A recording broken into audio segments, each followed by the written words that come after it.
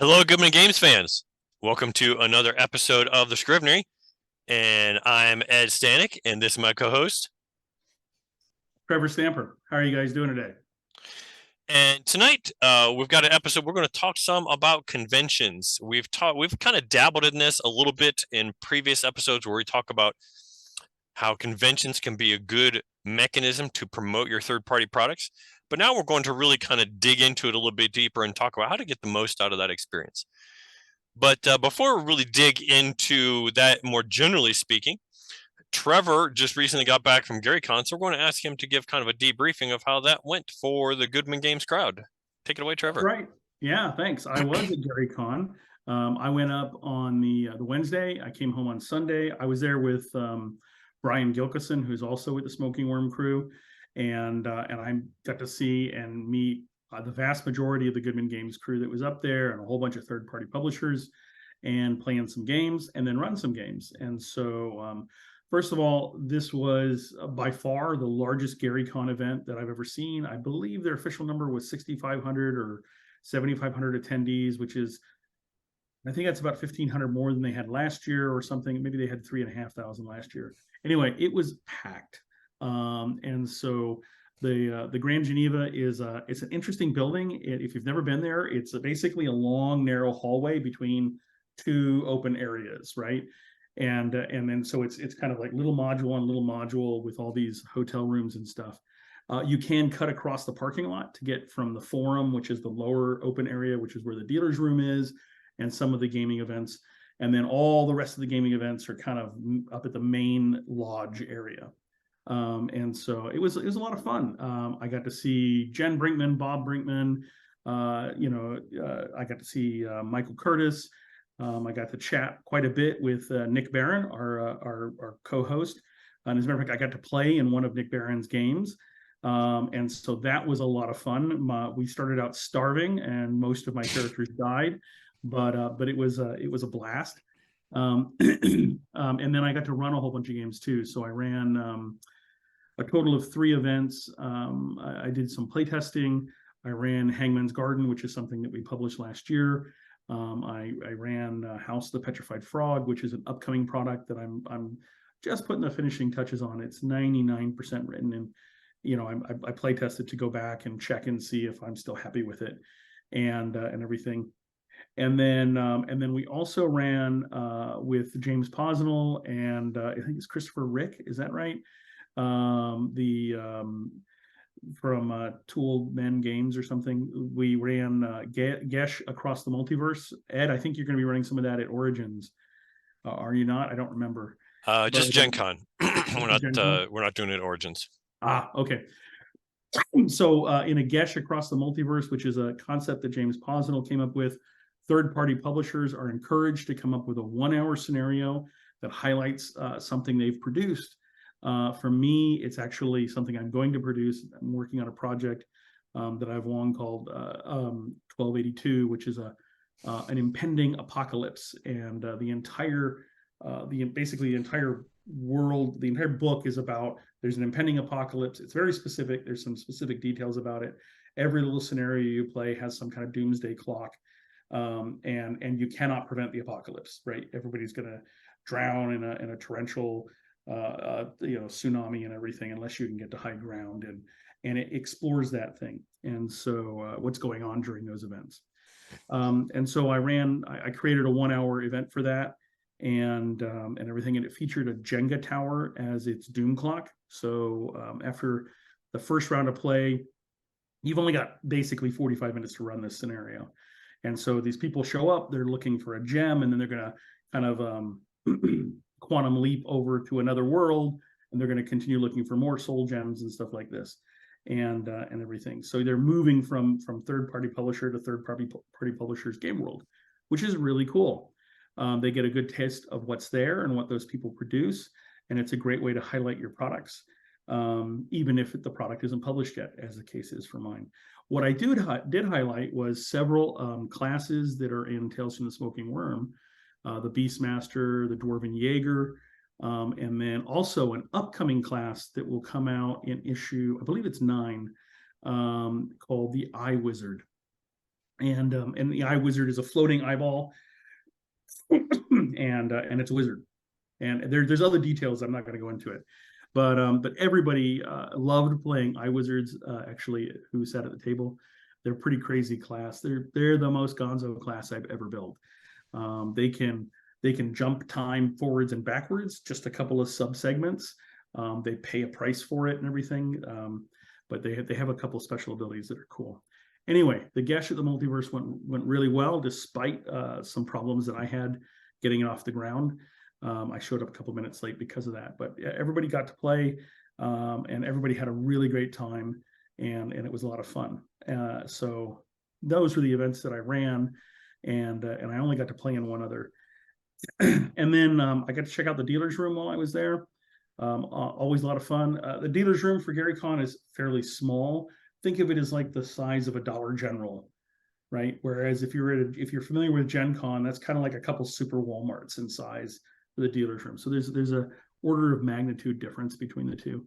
But really, you go to GaryCon to meet and see people and hang out and everything. And I got to go out to dinner with some of the Goodman Games folks after hours. I got to meet with a whole bunch of my friends who I only get to see at places like GaryCon, and I went to the cultural exchange for a couple of minutes that the Goodman Games crew put on and everything, or at least we're all present for. That looked like it was a raging success. And then I'm also a member of the RPG Zines Facebook group. And so the RPG Zines group met Saturday evening, or at least some of us did, down at the Fairfield Inn, which is just 3 minutes from the Lake Geneva and the Grand Lodge and everything, and has a shuttle that runs back and forth. And so we got to spend a whole bunch of time sitting there talking. That was a lot of fun. I got to meet a whole bunch of other third-party publishers and other people who produce zines. And so the networking aspect of a convention is something that should never go unlooked if you're a third-party publisher. I got to meet people who do a lot of the printing stuff I like to do, people who own machines I don't own, like printers. I print the limited editions of Tales from the Smoking Worm on risograph machines, and I met a guy who's actually purchased one and has one at home, and he does his own prints and everything and stuff. And so that was kind of a neat conversation to have. But yeah, it's a great place to just hook up with people who are like-minded, talk about products that you've got going on, ask questions of people you've always wanted to talk to but never had the chance, and just socialize and get together. There was quite a few DCC games ongoing. I know that Nick ran, I think, 4 or 5 different sessions. I only ran 3, but there was a lot going on, and it was a great time. If you get a chance to go to a place like GaryCon, GaryCon is a small regional convention. I mean, it's 65 or 7,500 people. That's quite large, but it's not. It's still that's a tenth of the size of a Gen Con, and it's about a fifth of the size of an Origins, right? Which usually it runs between 20 and 30,000. So it's a good con to see people, to be seen, to get to talk about stuff and everything. And I got to meet a couple of authors who have written for me, a couple of artists who have done art for me that I've never gotten to meet before. So overall, I'd say the con was great. The only downside was that there was a pretty heavy report of people getting COVID post-con, and people who got con crud. They clearly didn't have COVID, but they came down with con crud. I'm actually still getting over from a cold that I had 6 weeks ago. This little non-productive cough thing has been with me for a month. So I apologize as I cough every once in a while. I didn't get sicker, though. That was nice. All right. Yeah. Do you have any specific questions, Ed, or anything else you wanted to know about GaryCon? I had a blast, and I really enjoyed talking to everybody. Well, I think that gives us a good a good feel for those of us who I haven't been to GaryCon yet. I'm hoping to get there next year. We kind of pick and choose what cons we get to, and for the people who haven't had a chance to go there, I think it's good to get a sense of the nature of it, because as we consider this prospect, this notion of using conventions, among other things, as a mechanism to market your third-party products. One of the first questions that comes to mind with that is, well, which cons? and there's a kind of there was a process involved there in terms of what works for you. There's you'd kind of talked a little bit about the difference in scope and size. And as far as I know, the biggest one in the US at least is, of course, Gen Con, which hovers in the vicinity of 70-ish thousand people. Yeah. Whereas Origins is a is the next step down, where it's a 20-ish, 15 to 20,000-ish people, and it's big enough that it's got a large selection of stuff without being quite as overwhelming as Gen Con. But then as you keep on working down, the low end of the spectrum, we had here in Cincinnati, gosh, I'm thinking roughly 6 weeks ago or so, we had CincyCon, which is, if I had to guess, I'd say probably somewhere on the order of 200 people. And so there's certainly a difference of approach that you take with big versus small cons, and there's also just a difference of certainly some people have no interest in going to a really big con. Maybe they find that overwhelming. Maybe it's too expensive. Between the hotel costs, the transportation, the conventions are generally more expensive, whereas your small municipal cons tend to be much more affordable. And so that may be, and especially if you've either never gone to a con before, or at least never used a con for marketing your wares, maybe starting off with a small local con is a good way to go. And there's another one not too far from us called Lexicon down in Lexington, Kentucky, and I've gone there 2 years now, and I've managed to sell stuff in that, even in a con that size. That was probably 300 people or so there. So even at the small ones, you can make some inroads. Yeah, and I think it has a lot to do with an individual's personal comfort zone, right? I mean, there is a vast difference between, CincyCon or Ice and Dice or something like this, which is 200 to 500 people, versus a Gary Con or a Gamehole Con or something like that. Con on the Cob, I think, sits at a couple thousand people as well, versus a Gen Con or an Origins, right? As you get bigger, in general, my experience is there's a lot more regulation, kind of regulatory power by the folks that are running the cons. Mm-hmm. For example, at a Gen Con, you are not supposed to sell at a table, right? Well, one of the ways that I move around that is I actually increase. Gen Con has, and this is something you'll learn about different conventions. Sometimes you'll pay a registration fee. You'll almost always pay a registration fee to go, but sometimes that registration fee covers everything you're going to do there, versus an Origins. I think Origins charges you per event, don't they? Not anymore. They used to until last year. Yeah, they used to. Gen Con is the one that mainly does this. Is each event is a separate event registration process, and each one costs a specific amount of money. Most DCC ones cost about $4, but you can increase the price of that as high as you want. For instance, I saw that there was a gentleman who used to run one day of Call of Cthulhu's Orient on the Murder Express every Gen Con. It was always the first day of Gen Con, the Thursday. It was an 8-hour event. The same people always attended it from year to year. And it was a $120 ticket to get in. But you got like physical props. You came away with a custom fez. You came away with things, that were really emblematic of that game. One of the things that I did when I was at Gen Con last year was we had registered Blind Visionary to run a whole bunch of games. I had people who were doing that. It's a way to get a free badge. And Dungeon Crawl Classics, the Goodman Games guys, you can log on, you can basically sign on with them and run games for them too. Any game, any DCC game or 5th edition game that's using a Goodman game product, you can get on there and run for them. And after a certain number of games, you get you get a judge badge, right? You get a free go in. Well, you can do that independently. And if you do it independently, you can charge more for your events. And so what I always do is I sit down with a table of 6 or 8 people, we run those events, and we charge $20 a ticket for them, but they're going away with things that they basically get free issues of the Smoking Worm. They get some kind of custom product. Like if they're running Hangman's Garden, I give them a patch right? So they can put that on their jackets and stuff, or on their game bags. So there's things you can do to get your product out there that places like Gen Con will approve of. And you just tie it in. I'm very honest about it. I say, anybody who comes to this session and pays for the ticket price gets these things, and we have them there for them to choose from. So that's a way to work around that system and not get in trouble, which is what you don't want to do. Right. Another great thing about a huge con like Gen Con is Goodman Games, last year at least, put out an open call to third-party publishers: bring X amount of your product and we'll put it on display and sell it right at our booth. And so that's another boost in sales for you. You show up with a whole bunch of your product. I know Ed and I both took advantage of that, and our product was pretty prominent in the third-party publisher section, and my understanding is it sold quite well.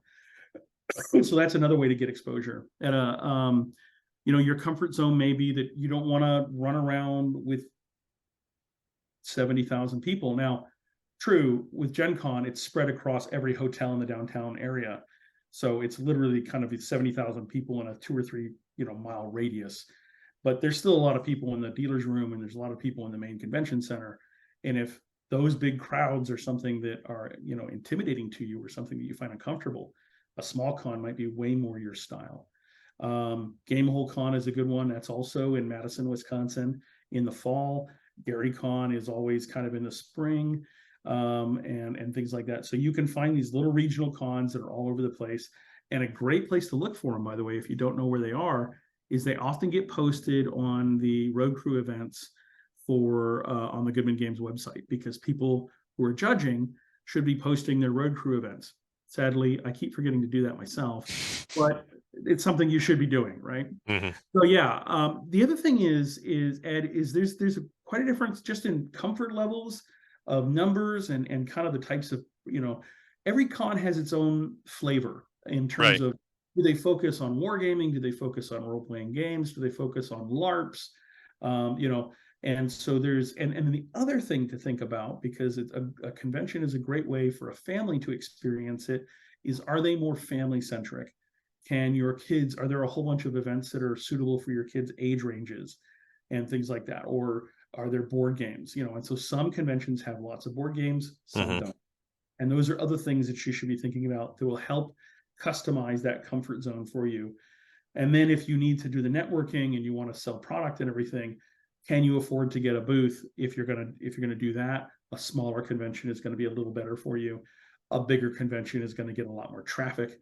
Like Gaming Honors, they've run their own booth for 2 or 3 years. I think 2 years now at Gen Con, maybe 3. and they've done well. And so they have their own booth, and their product is represented over at the Goodman Games booth as well. So, I mean, but that at a Gen Con is a major commitment of time and resources to keep that running. So those are things to consider. Yeah, and like you talked about, different conventions having a different focus and the family impact. Certainly, you want to be aware of that before you go to the con and before you select a con. For example, I had mentioned CincyCon, and I've gone to that many times, and I tend to do fairly well running games there. But admittedly, it's a very war game heavy con. Their big thing is war games. So if your product is for RPGs, be aware of the nature of the crowd that is forming the majority of that con. Now, it doesn't mean that a lot of them, even though their focus might be card games or war games or board games or whatever, that doesn't mean that they're not accepting RPGs. And maybe the fact that you're offering one of the few events might help get, you could be the one that people are looking for. But just be aware of that will have some influence on the level of exposure that you get. One other thing that you mentioned that I want to touch on, you talked about family availability and focus. And, it wasn't, or at least it seems like it wasn't all that long ago, that we were taking our kids to cons. We went to Origins with them a number of times. And it is often difficult to find events that are kid friendly. And so one thing that you can do about that is run a kid friendly event yourself. That's right. Yeah, and I've done that a few times, and I will say that when you do that, then when I've done that, I tend to get. I've often had parents who have been very appreciative of the availability of something for their kids to engage in. Now, unfortunately, you also get kids who don't want to be there and they've been dragged there by their parents, and so they kind of, are a little bit sour in your event. But anyway, um, it's something you can consider that to help fill a niche. So, all right, so we've got this notion already that you're going to go to this con and use that as a means for marketing your wares. So let's look at, well, what are some of the things that you're going to do in that con context? And of course, the most obvious one is running games. Now, maybe your product that you've made is not lending itself to that. Maybe you've made a game aid, but even if you've made something like character sheets or whatever, you can still run an event that's a standard DCC module, for example, and just use your character sheets, for example. Absolutely. And it just depends on what you're doing, right? So hopefully if you're going there as a third party publisher, and that's what, we talk about on Scrivenery, you're there to highlight something that you were doing that augments the Goodman Games kind of third, DCC community. For the very most part, most of the things that at least I see that come up on Kickstarter or just show up directly in the Goodman Games catalog that are third party run in two venues, right? They're either going to be some kind of a genre thing, so it's something that sets you up as a high school student or as a a mutant animal or something like this, Mm-hmm. or superheroes or whatever whatnot. I hear it coming. So there's or they're going to be a straight up kind of adventure. And of those, there are plenty of mutant crawl classics adventures, but the predominant amount is dungeon crawl classics. And not every adventure is set for a 4 hour con limit. And so one of the things you need to do is you need to figure out, what can you manage smoothly, right? Can you, what do you crib out of a bigger module to just put together the essence of that? If you're playtesting something, and I often go and playtest things live because it's a great way to get in front of people who usually have no exposure to me before, and I can see, how it goes in real time, and that can be scary, right? It could go poorly, and when it does, well, first of all, if I'm playtesting something and it's truly a playtest, I let people know as I sit down, hey guys, this is a playtest. It is early in development, and I'm kind of keen on these aspects. We're going to have a good time here, and I've got enough to give you, get you through 4 hours. That's not a problem. Or we're really late in development. I have lots of stuff that you could explore, and it's really well and richly developed. And I'm really interested. Did you have a good time? Did you not have a good time? Was the pacing slow? Was there something that you felt was missing? So I'm looking to get feedback and to kind of have my fingers on the pulse of how that product is running at that table by somebody who probably wrote it myself, right? Mm-hmm. And everything. So that's one thing to manage. Another thing to manage is running a third party product that you didn't produce. And this is something that I don't see a lot of, but I believe Julian Burnick talked about it on Spellburn recently, where he actually went to a con running somebody else's, like Brandon Lascelles or Harley Stroh's module, and the other person went and ran one of his modules, and then they gave custom feedback back to each other. And I have to tell you, obviously, Julian Burnick and that third person, I can't remember who it was, and I apologize for that. They're good friends, so they knew they were going to do that. But this is a great way to network with other third-party publishers and say, look, I'd love to run your product and give you some feedback on it, especially since a lot of us talk about what we're doing, as we're working on it and developing it. And would you be willing to run one of my products and get feedback? And getting feedback from somebody who hasn't lived with that product during development is another thing you could manage. Takes a little bit of work, right? And what I usually do is put together a form sheet that has 2 questions. It says, what did you like? What did you not like? And then I just ask the judge to ask questions of the group as everyone's shutting down. Hey, could you guys tell me one thing you liked, one thing you didn't like that could have been done differently? And then that's the kind of feedback that I want to see. Yeah. So yeah, whether you're running a Goodman Games product, whether you're running your own product, whether you're running some other third-party product, whether it's a fully developed product or an in-development product, all of that fits within the scope of what you could potentially be managing at a convention. And you may have many reasons for doing any of those things. Yeah, and I think you need to also take into account how many such events you want to do, and there's a lot of things that go into that. Your how long you've been doing running games, how many conventions you've been to, and so have some experience with dealing with convention settings, as well as just your level of organization and a number of things. Going to a con and running 1, 2, 3 games, that can be a productive event. I've gotten to where the last couple of years, I at the big cons, I run 8 to 9 games. I wouldn't recommend that for everybody. And Absolutely, right, I wouldn't do that. Yeah, it's kind of draining, but it's a lot of fun. But it's you got to be willing and prepared to do that, and you got to. I'm a hyper organized person, so that helps. One thing that I think you also want to give some thought to is, trust me, I've had any number of games that I've set up at a con, and I've had zero people register, or maybe 1 or 2, and not have critical mass. So one of the things you want to do is give some thought to when having your event stand out in the event catalog. What you want a name that's catchy. You want a description that's catchy. One of the events that I put in for both Origins and Gen Con this year, after I submitted the Gen Con registration, Jen Brinkman emailed me back and said, "Hey, I love this description. It really cracked me up." So I felt like, okay, that perhaps was successful there.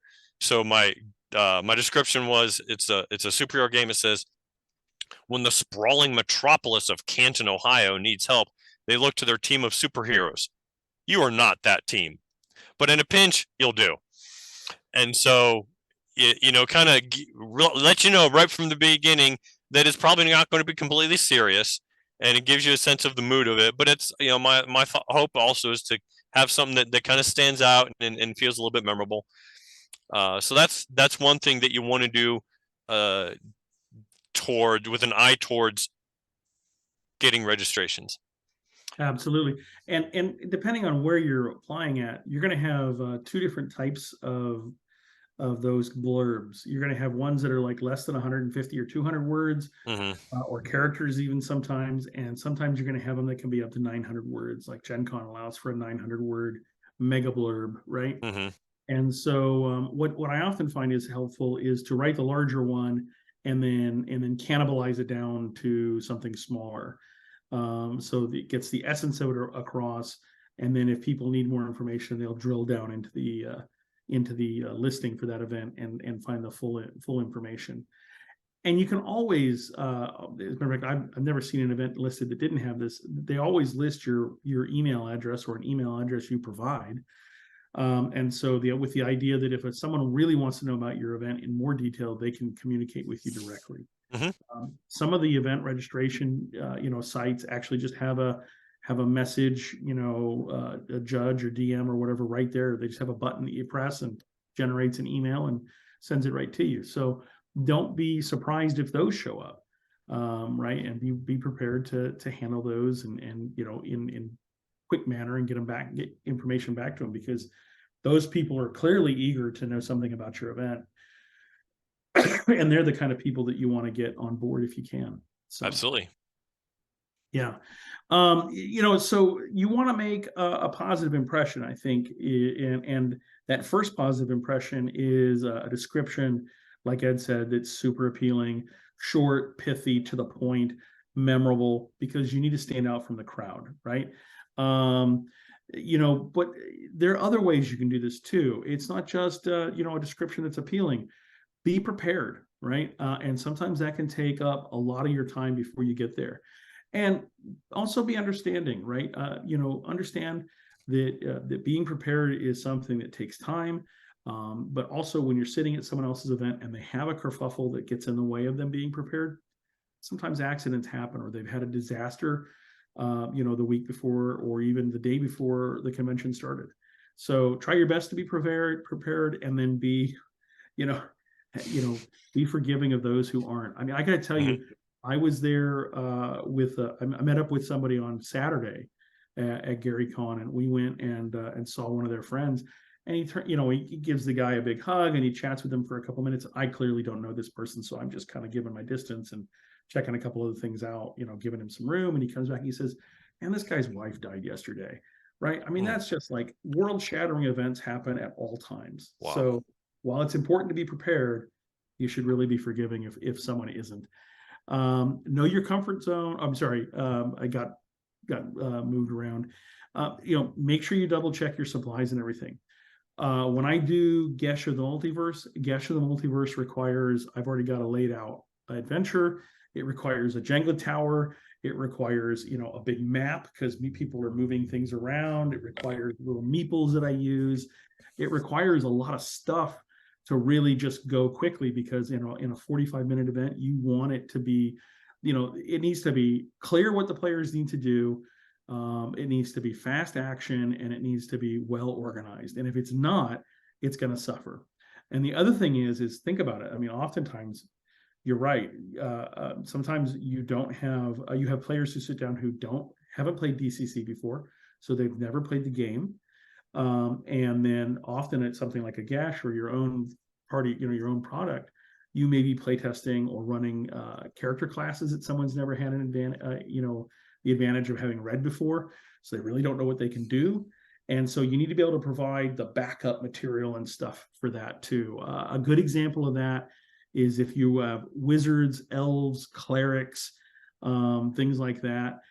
They need to know what their spells are, and it's a very simple task to go to Purple Sorcerer, the website and everything, and go ahead and generate spell books for those people. Hmm. And I might add, if they generate spell books that create, say, patronage or something, just go ahead and select a patron for that player, right? Right. Because you're Absolutely. handing out a character. If the character is high enough that they could have a patron, pick one, right? Hmm. And just go with it, and just say, hey, this is what you've got. And sometimes that can be quite memorable.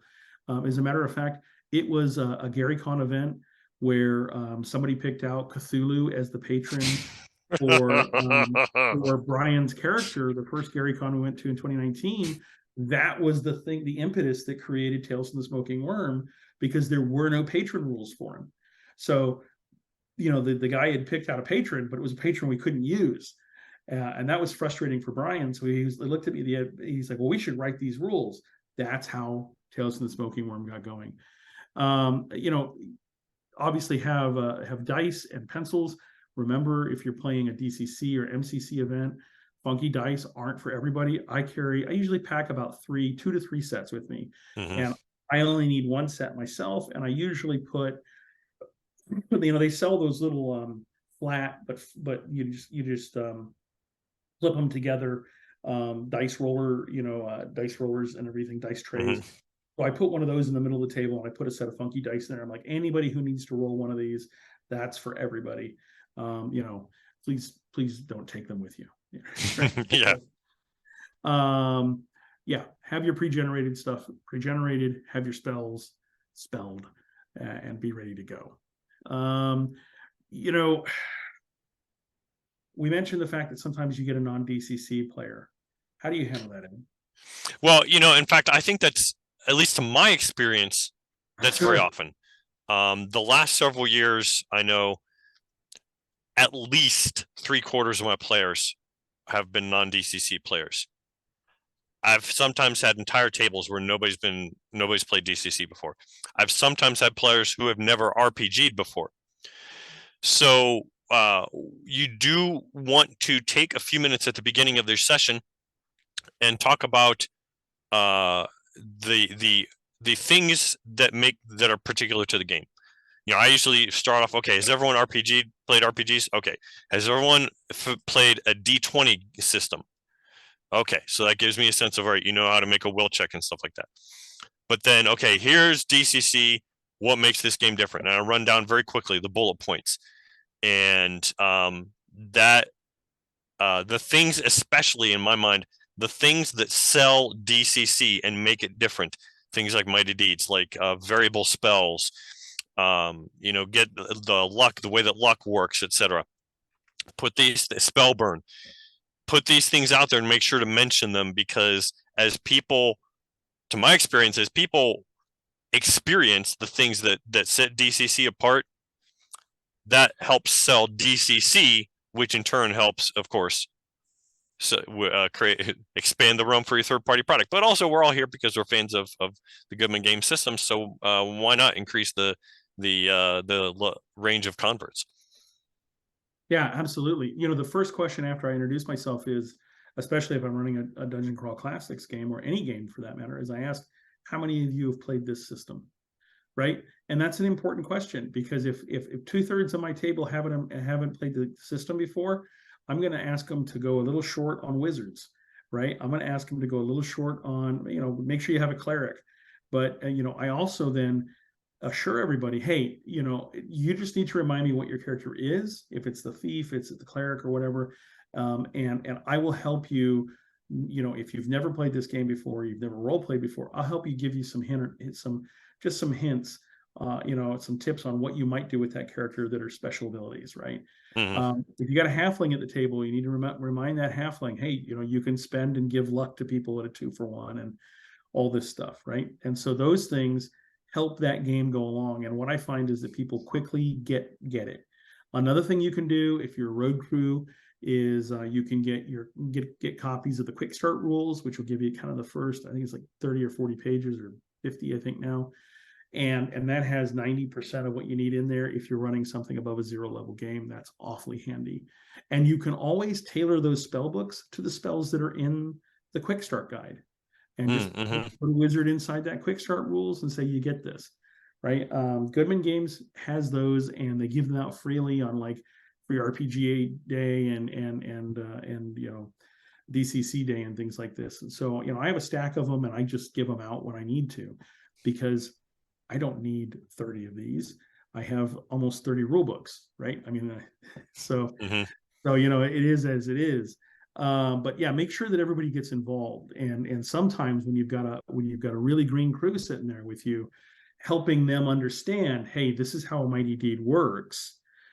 This is how a thief does this. This is, reminding them of the target number kind of general levels, 5, 10, 15, 20, and what those mean, because if they're used to 5th edition, our target numbers are a lot lower, and stuff. So, helping work them through things is part of effective management at that table.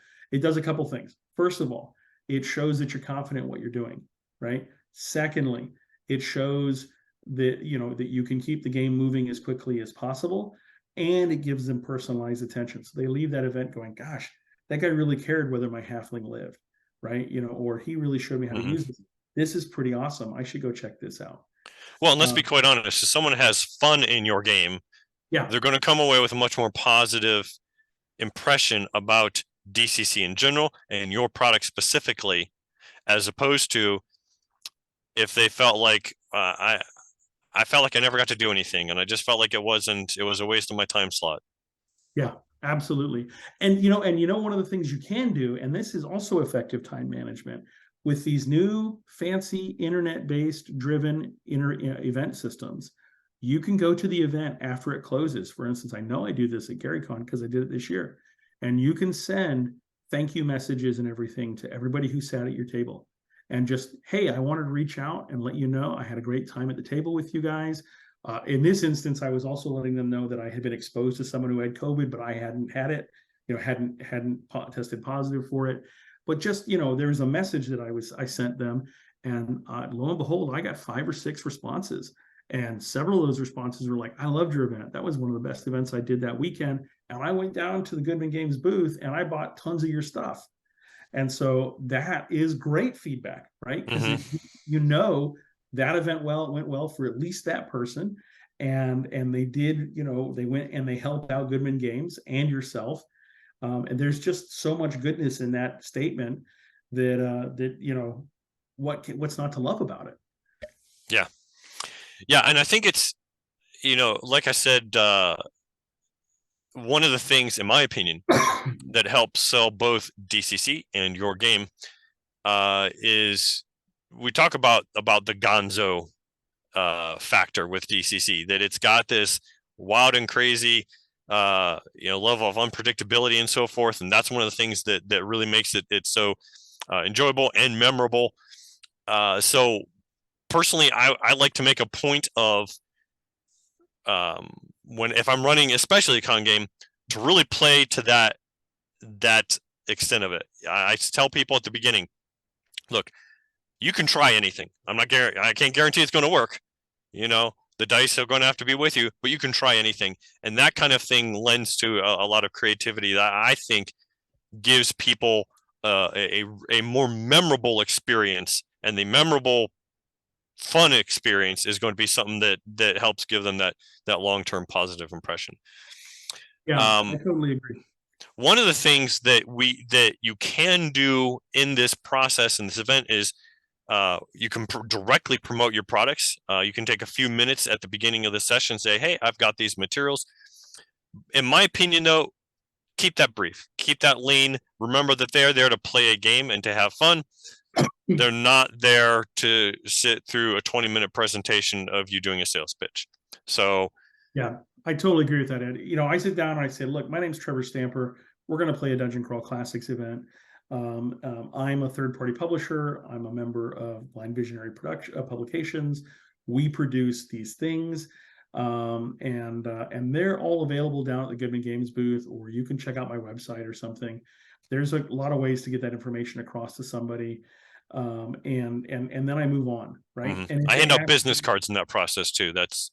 Do you hand out business cards? So I've always seen that business cards never work for me. One of the things I've been looking at is they now have little. This is my watch, obviously, but they now have little tags that use near field communication and allow you to load things like your website, your digital business card, but also PDFs and stuff that you can just tap their phone and they have access to that. Wow. And so I just before GaryCon, I saw a couple ads for those, and I was like, oh, this looks really great. And I haven't explored it fully yet, but I think I'll be trying it out at Gen Con. Is giving everybody, they come in a couple forms. One of them is like a little watch that you can just, like a bracelet you can carry. The other one is just like a credit card and stuff. Like I said, what was interesting to me was they allowed you to include things like PDFs in it, which meant that you could do like freebies and stuff right there and say, boom, here you go. There's the website with the upload link for my freebie. Go check it out. That's outstanding. And so there's some ways to use those things and get information across. Because I end up, I guarantee you, every year I offload my badge holder and everything, and I've got a stack of business cards, and about half the time I've actually written on the back of them what I wanted to talk to that person about, but the other half I didn't, and most of the time I never follow up. And so I'm bad on that myself, and so maybe having it on my phone where it bings me or something is a better way to do it. Showing up and being prepared and being early, and then clearing your table on time are great things to do.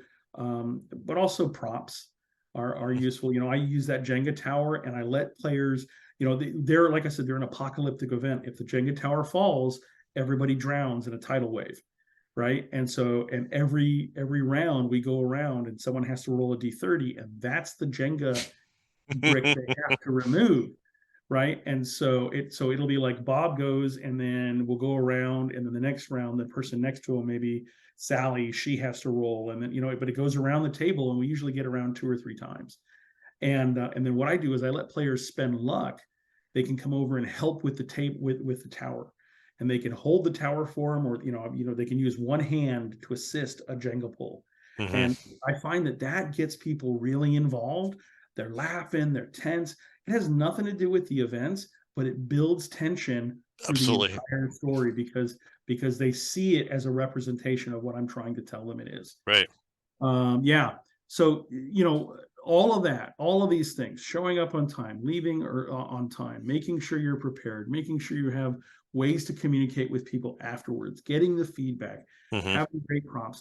All of this stuff is about keeping focus on running a fun event, and then selling it so that people will remember you and they'll come back or they'll go looking for you. Yeah. Yeah, just Um, think in terms of remember con events that you have played in yourself and what made them fun and memorable, what made them positive experiences, and try to deliver those same things to your players.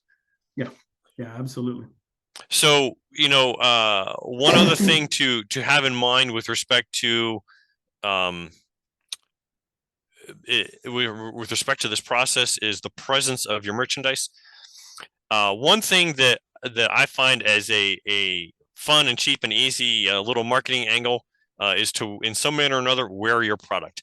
So I'm going to drop into the chat a link to, there is a backpack manufacturer that comes to the big cons, and they sell these modular backpacks that you assemble part for parts. And one of the things that it's a really good backpack. I'll give them that. It's very solid. I love it. A lot of compartments to put stuff in. But one of the things that's part of this system is they've got what they call a skin, which is a panel that snaps onto the backpack.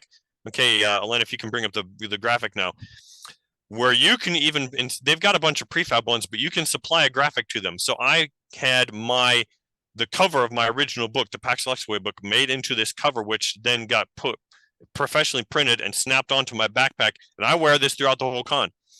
And I've had some cases where I've sold material because somebody said they saw my backpack and they're like, "Hey, what is that?" And so, things like that, or even a button. I'm also going to drop in another link. There's this place called Spreadshirt. You upload a graphic and they'll print a shirt that has whatever graphic on it. And so likewise, I did the covers of my books, had them printed on shirts, and when I'm at the gaming table running an event at the con, that's the shirt I'm wearing. Yeah, this year at GaryCon, we had silk screened smoking worm shields, the signage for the pub, right? Mm-hmm. And so I had four different smoking worm t-shirts, all different colors and everything, so they could tell that I wasn't wearing the same t-shirt 5 days in a row, and stuff. And they were huge, right? And they were silk screened by a little local person in Cincinnati. There's tons of these little silk screening places that you can find. And I noticed that Nick Barron had the same thing as well. He had Precipice of Corruption on there, and as a matter of fact, I saw that he's now selling those. I actually traded him a smoking worm for a Precipice T-shirt, and so wearing your shirt, being proud about what it is you do, and wearing it around the con. That's the same thing like wearing a Spellburn T-shirt, right? Mm-hmm. You should let people know what you do. People stop and ask me, "What is that? What does it mean?" And it's your turn to get a 30-second elevator pitch in there on what it is you do. Maybe hand them some swag or something like that. Mm-hmm. And other swag items that you can give people are also helpful, right? So if you do custom dice or things like that, I do patches. I use the patches twofold. First of all, I use them in Kickstarters. They're a way to promote early adoption because they get them for free. But I always print maybe 100 more than I'm going to have to give away, and then I use those. I like to tie them just like Goodman did with their adventures in the early days, and so I tie them with that. And as I run those adventures, I give out patches. And I had a smoking worm patch done. It's another great thing to give away. Mm-hmm. And so swag and things like that are memorable to people are great things. But you need to find a way, I think, with swag to stand out from everybody else. It's really easy to get lost, especially at a big convention where there's a big swag bag, right? To get lost in the crush of stuff. Mm-hmm. So try and make your stuff personable, or make it something that's unique and that they can only get in by doing one or two things. At least that's my advice. Yeah, I agree. Yeah. So another thing that I think is very positive and helpful to do at any con, or at least at a con that has a presence by Goodman Games, is to work the booth. And I think there's a couple of reasons to do this. One, the reason that we are third-party publishers and are able to do this experience in this process is because of Goodman Games, because of the great game that they put out, great games rather, and frankly, how accommodating they are to third-party publishers. And if you haven't tried doing third-party publishing for any other system, let me tell you, it's not everyone does it as graciously as Goodman Games does. So, just giving back to the Goodman Games and to the community, to me, is a significant part of why I do that, why I like to work the booth. But also, it gives you a chance to promote as people come up to the booth. You've got in some of them right next to the official DCC materials, you've got your products there. Perhaps it's an opportunity to promote them. Now, again, I feel like we are being given an opportunity, and so we should be respectful of that and don't abuse it. I always make a point of primarily promoting the official Goodman Games materials and secondarily promoting my own stuff. And I just feel like that's the reasonable and respectful thing to do. But you do still have that opportunity, especially at the big cons, where there's Gen Con, there was a whole section of nothing but third-party books, and I was hanging out there for much of the time. And so people come over there and ask me about the third-party stuff, and I talk to them about some of the other publishers too. But certainly, then I'm there if they see one of my covers and they like it, and I can give them my, as you say, the elevator pitch. Yeah, absolutely. So, I mean, I think a lot of this is about spreading the love for Goodman Games products, and spreading the message that third-party publishing is part of that and everything. And I think that's really what the con experience going as a third-party publisher should be about, right? There is one other aspect I want to mention, and then I think we've really covered this really well, and that is one of the great things that you can do: go play events, go run events, go interact with people. And oftentimes I have a notebook and I come away with a whole list of ideas. I may never execute them all. I may never execute a tenth of them, but ideas for products that don't exist within that Goodman Games space that I think would be a wonderful thing to add, and maybe something worth my time to build. And so, it's another way to get inspiration to continue to do, kind of the stuff you love to do. Absolutely. Right? Yeah. Yeah, I agree. The playing in other games, other DCC sessions and so forth, for one thing, it re-energizes you. You run some events, you also want to play some, but also it helps with networking, and like you said, gives you a chance to be inspired, see how I'll give a quick pitch. Anyone who has a chance to play in a game run by Brendan LaSalle at a convention, it is an experience you will never forget. And you come, as you play under people who are really good game masters, that will inspire you in all sorts of ways, with great ideas and renewed love for the game.